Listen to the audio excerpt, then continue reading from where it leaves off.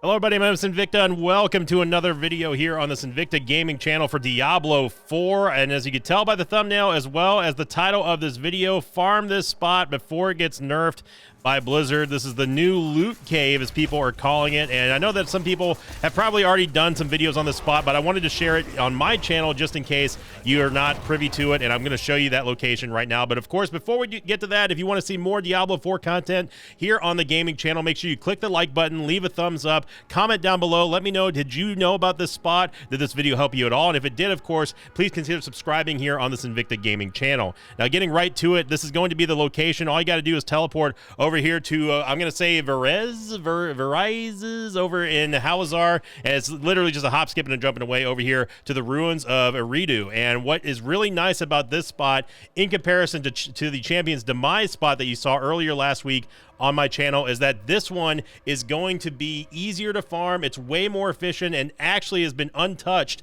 by Blizzard. I usually average around 3 to 4 legendaries per run, and what's so cool about this one is that not only does it does not matter which direction you actually go in. You can go up, you can go down, it doesn't matter. But what's really neat about this one is that it does the horde mechanic, which actually teleports any and all mobs that you may have actually missed during the course of farming, and it will teleport it right on top of you. So you don't have to actually grab any of the packs. You simply just go from one pack to the next, kill them all as fast as possible, and then move on. The only downside here is that, yes, you do get to reset, but every time you reset by logging out of the game, it's going to take away one of your elixirs and stop the elixir progression. So you do burn through quite a lot of elixirs here in an hour, but I'm just going to run through this for you really quickly and just show you. So you notice me that I'm going to be skipping a lot of packs here, and that is totally fine, because as you just saw right there, the game actually teleports all the mobs directly on top of you. So it's like it almost like knows that you just need to get all this farming done. It's like, oh yeah, sure, let me help you out, bro. And there you go. So down goes all that pack again. If you're doing this just for gold too, it's actually a fantastic way to get gold. It's just way more efficient than Champion's Demise, and again, so far has been untouched by Blizzard. Now, I have already run into the Butcher in this level, so if I run into the Butcher again on another one of my gaming videos, like, that'd be 4 in a row, and that's got to be some kind of record. There also is a couple of resplendent chest spawns as well that you can actually trigger, which are also very, very good sources of uniques as well as legendaries. And I'll take you all through 1 or 2 runs here just to show you the reset process. It's very, very quick. Still rocking the Dakota build here, and I'm doing very, very well. Just hit level 80 a couple of minutes ago, and that was thanks to this spot. As you can see, again, it teleports it right on top of me. Just go in there, just destroy everything. I'm trying to take out the shamans because obviously they're kind of annoying, but if you don't take out the shamans, it's not that big of a deal, because again, it's simply just going to teleport them all directly on top of you. So it's just non-stop action, and the reset for this one still works. It's just like Champion's Demise. All I gotta do is run out of the use the emote wheel to get out of the dungeon, as you just saw right there. So we missed a couple, and that's okay. Don't spend too much time. That's a lot of gold here. I'm going to pick up this gold real quick. But it's okay if you leave 1 or 2 mobs behind. This one is all about efficiency, and the easiest way to do that is simply just go from elite pack to elite pack. And then after that, what you'll see here is I'm just going to log out really quickly. So you just use the exit dungeon command on the emote wheel. And then when the game ever finally loads, go to the leave game screen, go back to character select.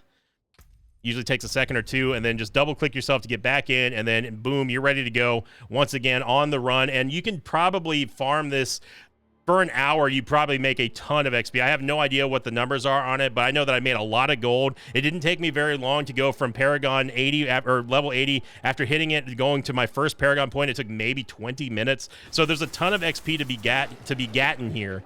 But make sure you're popping your elixirs. That's the only downside. I recommend using any of like the 15% resistance elixirs, just so you can get that 5% experience bonus on that. And you're going to see me pop one right here as I go to my consumables. It really doesn't matter. Magical resistance is sure.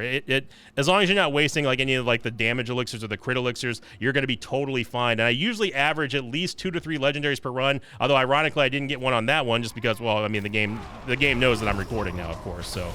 And again, just pop everything here. It only takes maybe a couple minutes at most to go from one spot to the other.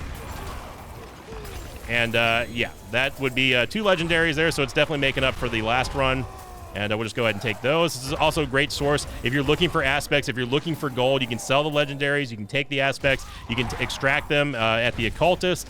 And it's overall just better than Champion's Demise. And I never thought I'd be saying that because Champion's Demise was really, really good. But there was a lot of backtracking. And then as you saw, maybe you missed it here on the gaming channel, but I actually skip a lot. I skip the third wing of Champion's Demise altogether just because it takes too long to go down there and run the full instance. So this way you don't have to skip anything. And literally the game actually just teleports it directly on top of you. So you could farm this with friends as well. You can simply split farm it. It would probably be even easier to do so if you're doing it in a group. But honestly, I prefer playing solo in Diablo games. This is just as efficient as solo as it is in a group.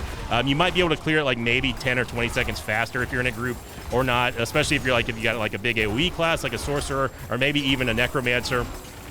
But I mean, just look at the cascade of loot everywhere.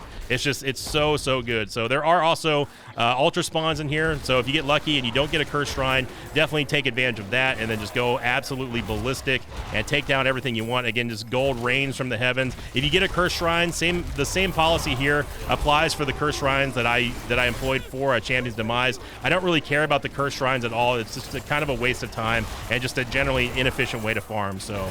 And yeah, there we go. So we got 2 legendaries on this run here, and as you just saw, the game just hand-delivered all the mobs right to me, and then all we have to do is simply exit the dungeon and just go again. So I'm going to wrap up this video here. Again, if you enjoy this type of content, please let me know by leaving a comment down below. And of course, if you're not already subscribed here to the Sinvicta Gaming channel, definitely consider hitting that subscribe button. I will be pumping out more Diablo 4 content, and if we keep finding these spots, I'm going to keep telling you about them because I want to make sure that you're getting the most out of your Diablo 4 experience and gold farming, as well as the game is now in full release. And hopefully everyone's enjoying it. And thank you again for all the support thus far. The gaming channel has really done well so far with Diablo. I'm super happy that people have been enjoying this content as well. And it's a game that I've been playing a lot. And also the servers are really laggy right now. So I think it's because it just started.